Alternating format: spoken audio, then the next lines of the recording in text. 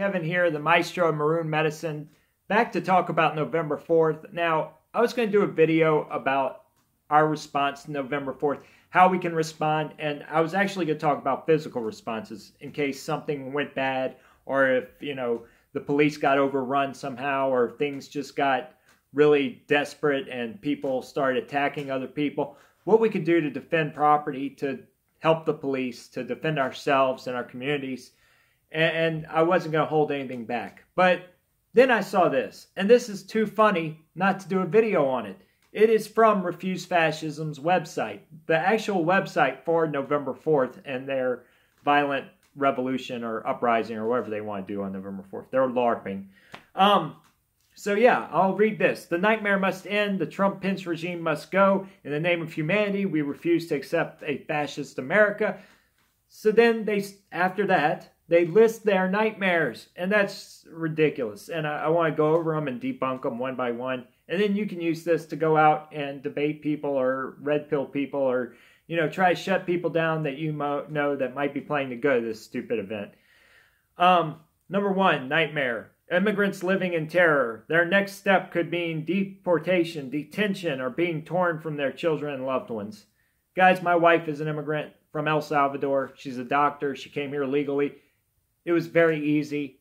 It cost $1,000 maybe, but, all these illegals out there working in construction, they're getting paid cash. They're not paying taxes. They can come up with $1,000, no problem. I see them drop way more money than that in our business, and they have the money. The only reason somebody can't get a visa is because they either, one, have nothing to offer America, or two, are related to some sort of criminal activity or enterprise or have some sort of criminal history. And usually the case is they're number two. Because even if you don't have any skills, you can still pick fruit or something and that will get you a work visa. But these people who are getting denied visas, they are getting denied visas for a reason. They are bad people. And that's the people that Trump's been deporting. He's been deporting the criminals first. He hasn't even deported all the illegals. He's just been going after these MS-13 Pandia gangsters. So that's BS. Nightmare 2. Muslims and rape refugees demonized, banned, and cast out. Well, yes, they're rape refugees. Of course they're demonized. Look what they've done to Europe. Guys, and cast out, we pay our taxes to support our children and build schools, roads, things like that allow us to live freely and happily.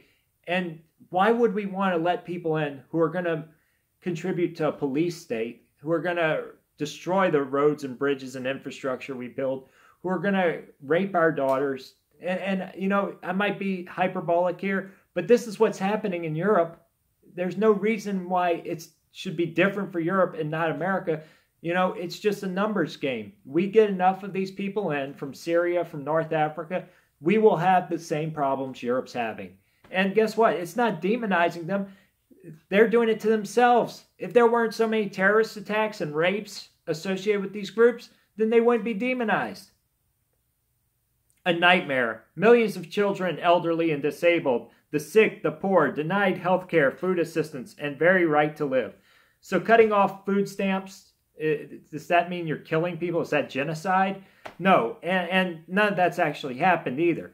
Now, there's thousands of programs out there for people to feed other people. There's no problem with access to health care or access to food in America.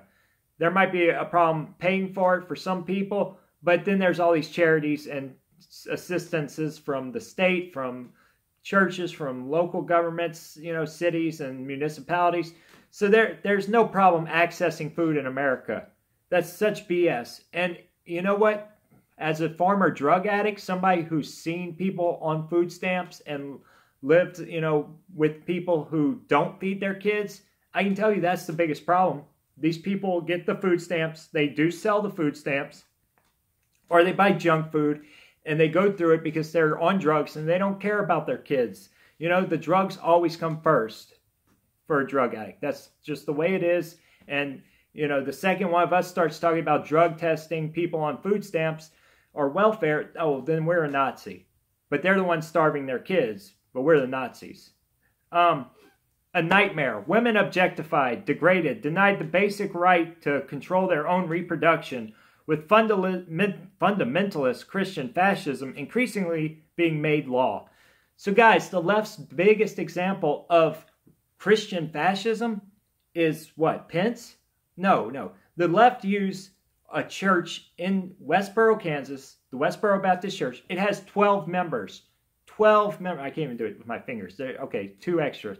12 members, and it's a small church. They're not right-wing. The right wing hates them because they protest soldiers' funerals. And they're told pieces of crap. But the left used them, the media used them, in everything you see that sort of tries to point to Christian hate. They use the Westboro Baptist Church as their big example. When in reality, even the Westboro Baptist Church, as big of assholes as they are by protesting dead soldiers, they're still not violent. They're nowhere near as bad as Islam. They don't oppress their women. And the idea that we have to pay for women's birth control, you know, nobody's paying for my condoms. Why should I have to pay for women's birth control? Especially, aren't women getting more jobs in higher paying positions now? Aren't they graduating college at a higher rate? Where's my freebies? Well, I don't want freebies. I don't want anybody paying for anybody else's stuff. Pay for your own stuff. And denying you whatever, a dental dam, it's not fascism, guys. A nightmare. LGBTQ people stigmatized, ostracized, and denied civil rights recently won. So I guess they're talking about gay marriage, but nobody's outlawed gay marriage. But maybe they're talking about transvestites in the military. And as a veteran, I totally agree with Trump. Kick them out. They have no place in our military. And I'll tell you why. It's not because of their sexuality. You know, that's fine. If they want to work at Walmart, whatever. You know, work somewhere else. But the military should be in peak mental and physical health. Now, the mental health thing, that's a whole nother issue. We can talk about that all day. You know, their suicide rates, just the fact that they have something that makes them want to mutilate their body, that's could be argued all day that they have mental health problems. Of course they do. It was listed in the DMV for like 50 years, and then they took it out because the LGBTQ community lobbied against it. But they didn't even take it out. All they did was change the diagnosis from like a mental disease to disorder. So it's still in there. And you know, people with other disorders like bipolar disorder, they can't join the military. People who take Adderall for ADHD can't get in the military. So why is it when a man who takes testosterone is dangerous enough, he can go out and get roid rage and kill somebody, that person would never be allowed to stay in the military taking testosterone. But we would let a woman in who takes enough testosterone, or a man in who takes enough estrogen to change his body's physical appearance. That's insane, guys. Of course they shouldn't be in the military. Our military is not a mad scientist lab for social experimentation. It's our killing machine to go out and fight the wars and defend our property and our lives. And that's all I can say about that. That's ridiculous. A nightmare. Black and Latino people openly threatened by the president with maximum sentencing. Stop and frisk going national. Intensified police brutality. Murder of our youth with no bonds. Whatever. I don't know what that means. But listen to this, guys. They're saying black and Latino people are threatened because, what? Sentencing has changed? So they're saying that all blacks and Latinos are criminals, and because somebody changed sentencing laws, that they're threatened?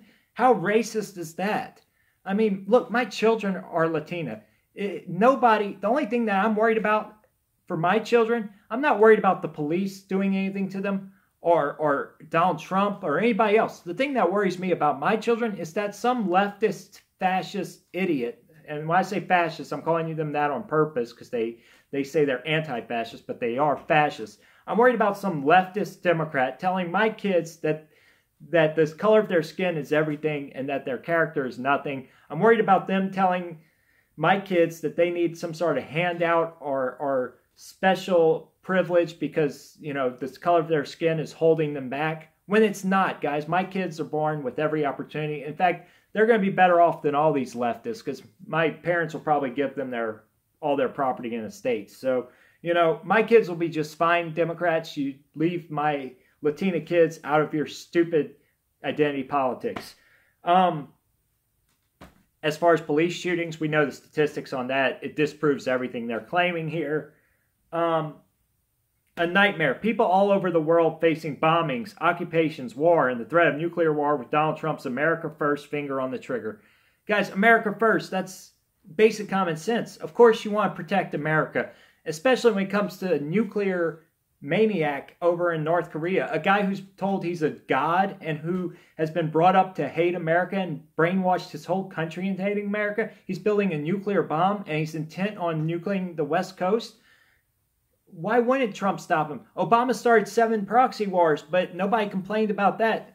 Trump wants to shut down a brutal communist dictatorship that's killed millions of people, and he's a bad guy, and the left is praising North Korea? Of course they are, because they're communists, and they're not going to criticize another communist. But, yeah, you know, we need to put America first. A nightmare. Truth bludgeon, lies and more lies, critical thinking being destroyed in education and the public discourse.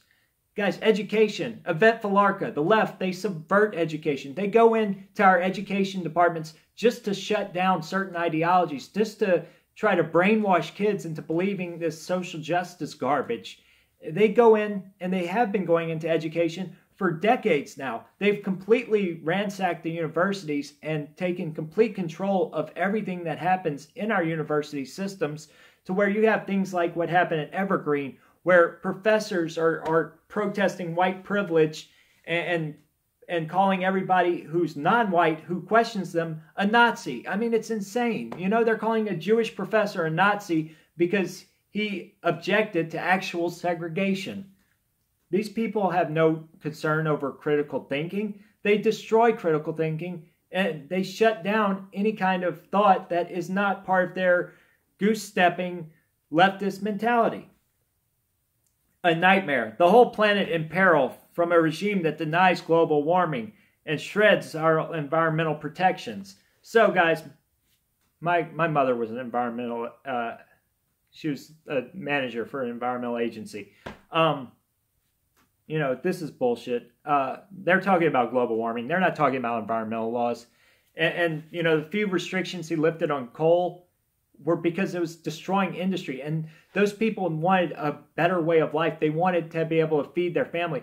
These leftists are worried about people dying from pollution when these people were dying because they couldn't work. And it's craziness. But anyway, that aside, it's all about carbon. It always has been. And if you look at carbon fluctuations over the past 400,000 years, nothing has changed. If you look at the Carboniferous period, there was much higher levels of carbon back then, and life flourished. Sea levels were the same. Temperatures were the same. Guys, the polar ice sheets and the Antarctic ice sheets are growing. Sea levels have not changed. And when you see propaganda like that on Vice, where they go say, oh, this island in Bajiki Dookie Dookie land is underwater now. Think about it, guys. If you drop an ice cube in a glass of water or a bowl of water, the water doesn't rise on just one side. These islands they're pointing to are higher above sea level than the Florida Keys or than Manhattan, yet somehow they're underwater in Manhattan and the Florida Keys aren't. My parents' beach house they rented in Navarre, it was the same distance from the beach that it has been since it was built in the 70s. There's no change there, all right? They're trying to pitch to people that erosion is global warming and sea level rise, when it's not. Just go look at the stats, guys. Anyway, a nightmare. A regime step-by-step discarding basic democratic rights, targeting group after group, and suppressing dissent. A resistance. A regime unleashing violence of white supremacists and anti-Semites and fascist thugs. This is fascism.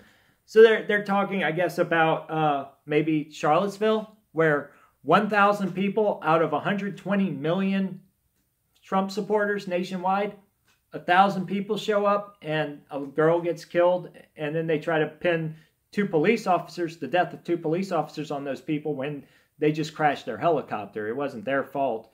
But that said, fascism is everything we've talked about up to this. It's the left are the fascists. They're the ones threatening violent resistance, violent revolution, because they can't agree with our democratic rights. We voted. That was our democratic process. And now they're calling us anti-dissent and anti-democracy. Guys, we were the dissent. We dissented against the leftist fascism and against people like Obama.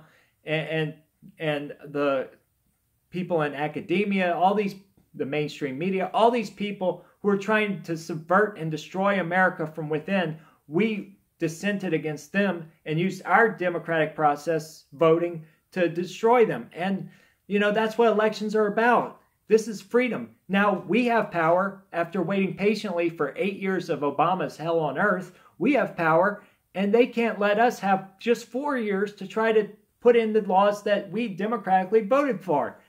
So it's hypocrisy. I mean, it's just out of control. And the idea that history has shown that fascism must be stopped before it becomes too late. When did history show us that? If anything, history showed us that, the left is the one who needs to be stopped. Of course, the Nazis were bad, but the left has killed hundreds of millions of people worldwide. And they killed their own people, hundreds of millions of their own people. If you count wars and all the other stuff associated with communism, it could be in the billions. But, somehow we're bad because we want to live peaceful lives with less government and freer markets. It's ridiculous. We have to debunk these things, guys. That's where it ends. It says this nightmare must end. Millions feel this and ache with the question of how to stop this unrelenting horror. Oh, the horror. It's so emotional, so over-emotional, so hyperbolic. We have to shut these guys down. And, it might come to violence. And if it does, so be it.